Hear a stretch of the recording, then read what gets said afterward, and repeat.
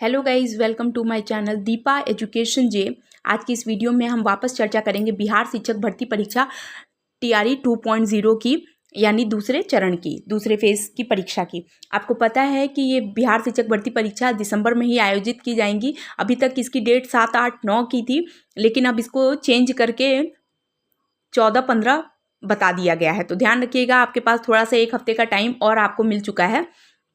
तो इस सेशन को स्टार्ट करते हैं। अगर आपको ये सेशन पसंद आए तो प्लीज़ चैनल को लाइक कीजिए, सब्सक्राइब कीजिए, शेयर कीजिए। पहला क्वेश्चन है, हाल ही में सागर परिक्रमा का 5वां चरण महाराष्ट्र के किस शहर में हुआ है? थोड़ा इसे छोटा कर देती हूँ। हाल ही में सागर परिक्रमा का 5वां चरण महाराष्ट्र के किस शहर में हुआ है? तो रायगढ़ में हुआ है। करंट अफेयर का क्वेश्चन है, बहुत इंपॉर्टेंट है। इसके अलावा मैं आपको एक बात बता देती हूँ कि अभी जैसे ये सागर परिक्रमा की बात करें तो इसका 5वां चरण महाराष्ट्र के रायगढ़ में हुआ है। अब महाराष्ट्र के सीएम का नाम जान जाते हैं। इनके सीएम का नाम है महाराष्ट्र के एकनाथ शिंदे। ध्यान रखिएगा, इंपॉर्टेंट है। आगे क्वेश्चन, 37वें राष्ट्रीय खेलों में किस पारंपरिक खेल को शामिल किया जाएगा? तो देखिए, 37वां राष्ट्रीय खेल के में जो है गतका को शामिल किया जाएगा। और 37वां राष्ट्रीय खेल का आयोजन कहाँ हो रहा है? गोवा में हो रहा है। ध्यान रखिएगा, फैक्ट भी जानते रहिए जो आपके एग्जाम के पॉइंट ऑफ व्यू से इंपॉर्टेंट है। अगर आपसे क्वेश्चन ये पूछे कि 37वें राष्ट्रीय खेलों का कहाँ पर आयोजन हुआ है, तो आप बताएंगे गोवा में। ध्यान रखिएगा, इंपॉर्टेंट है। आगे है, फ्रांस के कांस अंतर्राष्ट्रीय फिल्म महोत्सव में भारतीय पवेलियन का उद्घाटन किसके द्वारा किया गया है? तो डॉक्टर एल मुर्गन द्वारा किया गया है, फ्रांस के कांस अंतर्राष्ट्रीय फिल्म महोत्सव में। ध्यान रखिएगा, इंपॉर्टेंट है। इसके अलावा आपको बता दूं कि आईफा अवार्ड जो अभी हुए थे उसमें बेस्ट एक्टर का अवार्ड जो है ऋतिक रोशन को मिला था, और आईफा अवार्ड में बेस्ट एक्ट्रेस का अवार्ड जो था वो आलिया भट्ट को मिला था, गंगूबाई काठियावाड़ के लिए। ध्यान रखिएगा, इंपॉर्टेंट है। आगे क्वेश्चन, हाल ही में किस देश ने हेलमंद नदी के पानी के अधिकारों का उल्लंघन करने के लिए अफगानिस्तान को चेतावनी जारी की है? तो ईरान ने हेलमंद नदी के पानी के अधिकारों का उल्लंघन करने के लिए अफगानिस्तान को चेतावनी दी है। आपको पता है कि अभी जो हमास का संघर्ष चल रहा था, वो भी आपके करंट का ही न्यूज़ है, जो बहुत इंपॉर्टेंट आपके एग्जाम के लिए हो जाता है। आगे क्वेश्चन, हाल किस राज्य के तुलजा भवानी मंदिर में श्रद्धालुओं के लिए ड्रेस कोड जारी किया गया है? ये भी है, इसका भी आंसर है महाराष्ट्र। ध्यान रखिएगा, इंपॉर्टेंट है। भारत में 28 राज्य हैं और 8 केंद्र शासित प्रदेश हैं। ध्यान रखिएगा, इंपॉर्टेंट है। इसके अलावा अगर सबसे ज़्यादा बात करें जनसंख्या की दृष्टि से तो सबसे पहले आ जाता है उत्तर प्रदेश, फिर आता है महाराष्ट्र का स्थान। ध्यान रखिएगा, इंपॉर्टेंट है। यानी अगर भारत में जनसंख्या के आधार पर बात करें तो सर्वाधिक जनसंख्या कहाँ पर है? उत्तर प्रदेश, फिर आता है महाराष्ट्र और तीसरे नंबर पे आता है बिहार। तो ध्यान रखिएगा, ये भी बहुत इंपॉर्टेंट है। आगे क्वेश्चन, उड़ने वाली छिपकली की एक नई प्रजाति किस राज्य में देखी गई है? तो मिजोरम में देखी गई है उड़ने वाली छिपकली की एक नई प्रजाति। आगे क्वेश्चन, हाल ही में G20 की तीसरी वर्किंग ग्रुप की बैठक कहाँ आयोजित की जाएगी? तो श्रीनगर में। आपको पता है कि हाल ही में G20 का 2023 की अध्यक्षता जो है वो भारत ने की है। अब G20 जो है वो ग्रुप ऑफ 20 अभी तक था, लेकिन अब इसमें एक अफ्रीकी संघ भी शामिल होने की वजह से अब ये ग्रुप ऑफ 21 कहलाना लगेगा। ध्यान रखिएगा, इंपॉर्टेंट है। अगर आपसे पूछे कि G20 में कौन सा एक नया देश शामिल हुआ है, संघ शामिल हुआ है, तो अफ्रीकी संघ है। ध्यान रखिएगा, इंपॉर्टेंट है। और जो ये तीसरी ग्रुप की जो बैठक की गई है वो श्रीनगर में इसलिए की गई है क्योंकि आपको पता है कि अगर आपसे ये भी प्रश्न पूछे कि हाल ही में विश्व का सबसे बड़ा ट्यूलिप गार्डन कहाँ लगा हुआ था, तो अभी आपको पता है कि श्रीनगर में ही लगा हुआ था। और श्रीनगर आपके जम्मू कश्मीर में है। और जम्मू कश्मीर में पर्यटन को और भी अधिक बढ़ावा दिया जाएगा। और जो भी भ्रम पाक अधिकृत कश्मीर को लेकर हैं, उन सारी चीज़ों को दूर किया जाए और पर्यटन में नंबर 1 पे आए, इसके लिए तीसरी वर्किंग ग्रुप की बैठक जो है वो G20 की कहाँ आयोजित कराई गई है? श्रीनगर में। ध्यान रखिएगा, ये बहुत ज़्यादा इंपॉर्टेंट है। और ये इसलिए और भी ज़्यादा इंपॉर्टेंट होता है क्योंकि G20 2023 की अध्यक्षता किसने की? भारत देश ने की है। ध्यान रखिएगा, इंपॉर्टेंट है।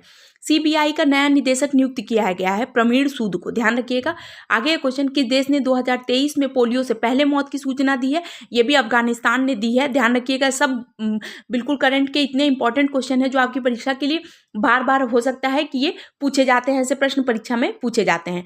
आगे क्वेश्चन, आपको पता है कि पोलियो से पहली मौत की मतलब आपको पता है कि कुछ रोगों के लिए एक क्राइटेरिया बनाया गया है कि एक लक्ष्य रखा गया है कि इस लक्ष्य के अंदर ही आपको उस बीमारी को दूर रखना है। चाहे अब जैसे आप ये समझिए कि टीबी अगर पूछे आपसे कि टीबी मुक्त भारत कब तक कर दिया जाएगा, तो उसका लक्ष्य रखा गया है 2025 तक। ध्यान रखिएगा, ये भी इंपॉर्टेंट है।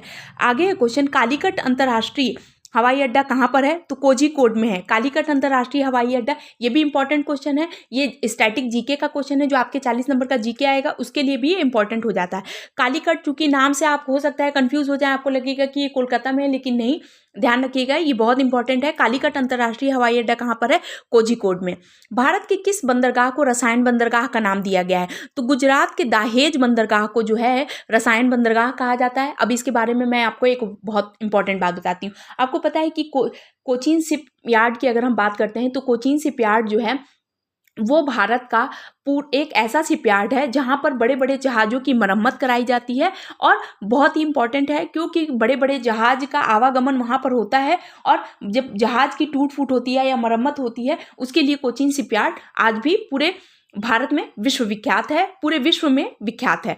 और इसके अलावा जो सबसे पहले जो दाहेज बंदरगाह की बात होती है, वहाँ पर इसको रसायन बंदरगाह इसलिए कहा जाता है क्योंकि वहाँ पर रसायन का आवागमन होता है, यानी रासायनिक जो भी रसायन बड़े बड़े उद्योग से निकाले गए रसायन होते हैं जिनका प्रयोग किसी कार्बाइड कंपनी में प्रयोग किया जाता है कुछ केमिकल का बनाने के लिए, और कुछ केमिकल का यूज़ करके दूसरा उद्योग को बढ़ाने के लिए, कुछ नई वस्तुओं का उत्पादन करने के लिए, नया प्रोडक्ट बनाने के लिए हम बहुत से विषैले रसायनों का इस्तेमाल भारत के द्वारा और निजी कंपनियों के माध्यम से कराया जाता है।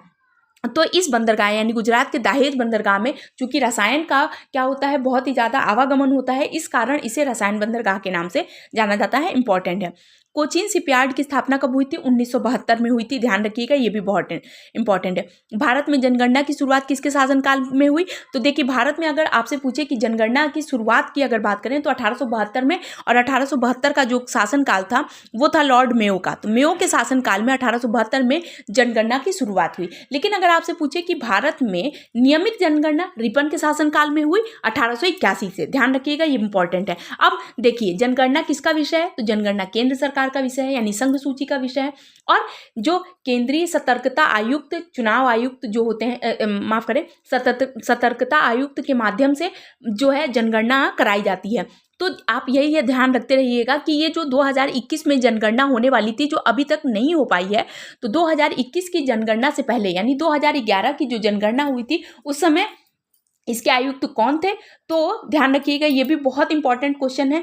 ऐसे क्वेश्चन आपकी परीक्षा में बार बार पूछे जाते हैं। तो चंद्रमौली थे, ध्यान रखिएगा। और वो जो है स्वतंत्र भारत की 15वीं जनगणना थी जो अभी भी मान्य है। जब तक 2021 की जनगणना, अब 2023 चल रहा है, देखिए इसकी जनगणना कब तक होती है, तो अभी तक आप उसका आंसर, अगर 15वीं जनगणना पूछेगी तो आप चंद्रमौली लगाएंगे, और अगर 16वीं जनगणना यानी अब जो जनगणना होगी वो स्वतंत्र भारत की 16वीं जनगणना होगी। और अब अगर आपसे पूछेंगे कि सतर्कता आयुक्त कौन है, तो आप बताएंगे कि विवेक जोशी जो है वर्तमान में इसके आयुक्त हैं। ध्यान रखिएगा, इंपॉर्टेंट क्वेश्चन है। अब आगे है क्वेश्चन, सेतु समुद्रम शिप कनाल प्रोजेक्ट। ध्यान रखिएगा, सेतु समुद्रम शिप कनाल प्रोजेक्ट किस दो स्थानों के बीच में है? तो चेन्नई और तूतीकोरिन के बीच में है। सेतु समुद्रम शिप कनाल प्रोजेक्ट किन दो स्थानों के? चेन्नई और तूतीकोरिन। आपको पता है, यहाँ पर हम एक छोटे से में बिल्कुल बता देते हैं कि यहाँ पर आपका होता है पूर्वी बंदरगाह और यहाँ पर होता है आपका पश्चिमी बंदरगाह। तो पूर्वी बंदरगाह में भी कुछ बंदरगाह हैं और पश्चिमी में भी कुछ बंदरगाह हैं। तो पूर्वी बंदरगाह और 6 और पश्चिमी बंदरगाह की संख्या है 7, यानी ओवरऑल बात करें तो भारत में हो गए हैं 13 बंदरगाह। ध्यान रखिएगा, इसमें जो है विशाखापत्तनम बंदरगाह भी बहुत इंपॉर्टेंट, कांडला बंदरगाह भी इंपॉर्टेंट है। इस तरीके से चेन्नई में, तूतीकोरिन में, कांडला गुजरात में, ये सारे बंदरगाह बहुत इंपॉर्टेंट है। वहीं पर अगर भारत में प्रवेश द्वार की बात करें तो मुंबई को भारत का प्रवेश द्वार कहा जाता है, और विशाखापत्तनम में भी जो बंदरगाह है वो बहुत इंपॉर्टेंट है। इसके अलावा श्यामा प्रसाद मुखर्जी बंदरगाह जो नवीन नाम के रूप में अब जाना जाता है, ध्यान रखिएगा, इंपॉर्टेंट है। इसके अलावा कांडला बंदरगाह, तूतीकोरिन बंदरगाह, चेन्नई बंदरगाह, ध्यान रखिएगा, सारा बहुत इंपॉर्टेंट है। आगे क्वेश्चन, केंद्रीय अंतर्देशीय जलमार्ग प्राधिकरण की स्थापना कब हुई? तो 1987 में हुई। और इसका मुख्यालय कहाँ पर है? तो इसका मुख्यालय है कोलकाता में। ध्यान रखिएगा, बहुत ज़्यादा इंपॉर्टेंट है। ये सारे क्वेश्चन आपकी परीक्षा के लिए बहुत ज़्यादा महत्वपूर्ण हो जाते हैं। तो आई होप आपके लिए वीडियो बहुत ज़्यादा यूजफुल होगा। और अगर आपको सेशन पसंद आए, मेरी मेहनत पसंद आए, तो प्लीज़ चैनल को लाइक कीजिए, सब्सक्राइब कीजिए, शेयर कीजिए। Thank you so much.